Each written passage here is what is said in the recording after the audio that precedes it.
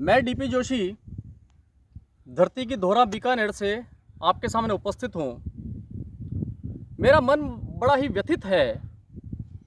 कल जब जेपी नड्डा जी का बयान आया और उन्होंने कहा कि वे आरक्षण व्यवस्था के प्रति कटिबद्ध हैं।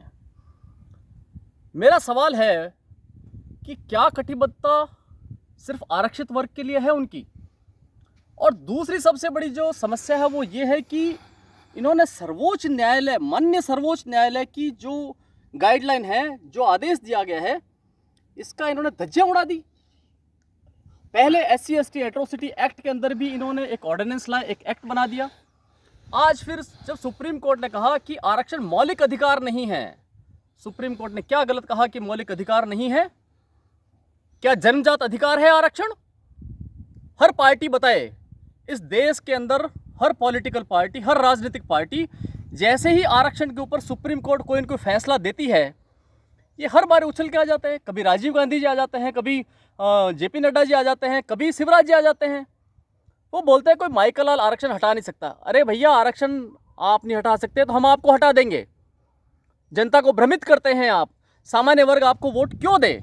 ये बताइए कि सामान्य वर्ग ने क्या गलती की है, हमारी योग्यता की क्या गलती है? आप क्यों मुद्दे को लपकते हैं? क्या वोटों की हवस आपकी शांत नहीं होगी?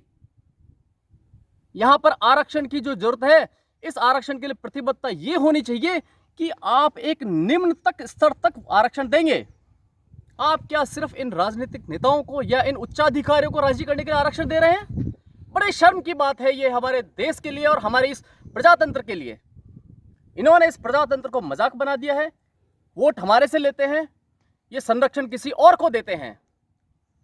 बहुत ही दुख के साथ मुझे कहना पड़ रहा है कि ये पॉलिटिकल पार्टियां अपने एजेंडे को ठीक करें और आरक्षण व्यवस्था को लागू रखें, लेकिन इस आरक्षण को नीचे के स्तर तक जाने दीजिए।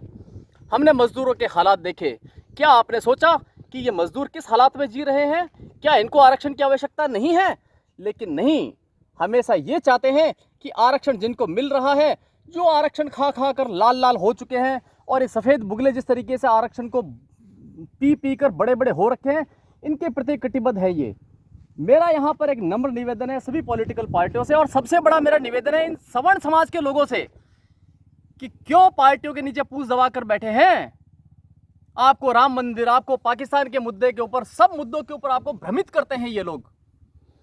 ये भ्रम कब टूटेगा? आप सोचिए कि ये भ्रम हमारा टूट चुका है। हमारी आने वाली पीढ़ियां अब क्या करेगी, मुझे बताइए आप। आरक्षण ही हटने नहीं देते, SC/ST एट्रोसिटी एक्ट ये लगा देते हैं, आरक्षण की व्यवस्था को ये बढ़ा देते हैं। तो मुझे बताइए कि हम क्यों इन लोगों को चुने? हमें जागरूक होना पड़ेगा और इन सभी समस्त पॉलिटिकल पार्टी जो भी रूलिंग इस देश के अंदर है, इसके ऊपर हमें आवाज़ उठानी पड़ेगी ताकि ये इस तरह का कृत्य न करें। और हम इस देश के नागरिक हैं और ये किसी तरीके से इस तरह का कार्य न करें जिससे कि हमारे हित जो हैं वो मारे जा रहे हैं, हमारी जनरेशन्स खराब हो रही है, हमारी योग्यता मारी जा रही है। -15%, -44% के लोग भर्ती हो रहे हैं। कहीं पर तो सोचिए, कहीं पर तो आप शर्म करिए नेताओं। आप एक बार बन गए, दोबारा आपको बनना नहीं है। इतना तो थोड़ा सा ख्याल रखिए कि आप क्या कर रहे हैं, आप क्या बोल रहे हैं। यहाँ पर सुप्रीम कोर्ट का तो ख्याल करते हैं आप। मैं ये कहूँगा कि आप 5 साल के लिए आए हैं, सुप्रीम कोर्ट हमेशा के लिए भारत के अंदर है। आप इसकी अवमानना करके इस प्रजातंत्र के साथ मजाक कर रहे हैं। इसलिए मेरा नम्र निवेदन है सवर्ण समाज के सभी लोगों से और इन पॉलिटिकल पार्टी से कि इस तरह का कृत्य न करें। और सवर्ण समाज के लोग और वे आरक्षित वर्ग के लोग भी जिनको आरक्षण का लाभ नहीं मिला है, ये इनके नाम पर रोटियां सेक सेक कर खा रहे हैं। नाम होता है आरक्षित वर्ग का, लेकिन लाभ लेकर जाता है इनका जो क्रीमी लेयर है। क्यों नहीं आरक्षण व्यवस्था के अंदर क्रीमी लेयर लागू करते? क्रीमी लेयर लागू होना चाहिए आरक्षण व्यवस्था के अंदर। इस आरक्षण के अंदर सुधार की आवश्यकता है। हम लोगों को जागरूक होने की आवश्यकता है।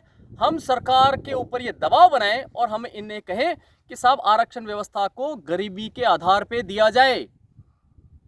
एक देश 3 तरह के आरक्षण, बड़े शर्म की बात है।